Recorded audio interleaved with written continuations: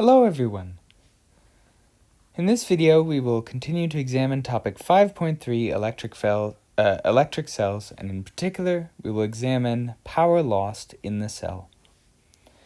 So this concept of internal resistance can be analyzed and measured, but there's an important conclusion to this that has to do with sort of what the optimal sort of conditions for the cell are. That is, if you have to have some internal resistance, how can you maximize the power delivered to the resistor given that internal resistance? If you crank it all the way up, that if you try to drive huge amounts of current through it, the potential difference across that resistor will end up being very, very low. So even though there's a lot of current in your circuit, the potential difference across the external resistor will be too low to effectively deliver power to it. Let's take a look at the relationship. So the power generated in the cell itself is going to be delivered to two places.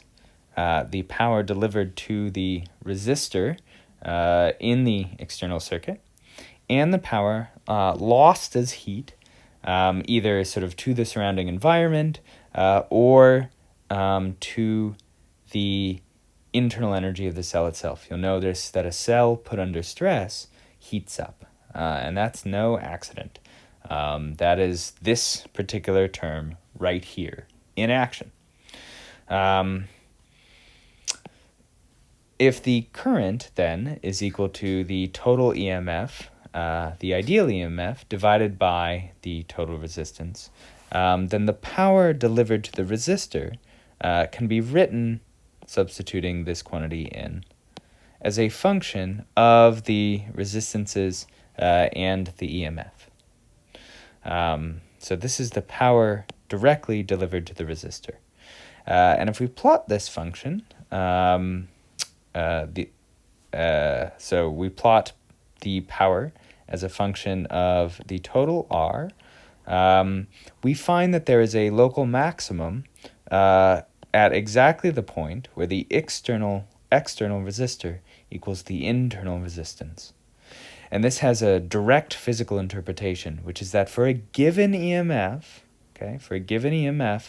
the most power is delivered to the external circuit when the resistance of the external circuit is about equal to the internal resistance of the battery. That is, optimal conditions for delivering power to the external resistor, if you have a given cell, will be when the external resistance of the circuit is about equal to the internal resistance of the battery.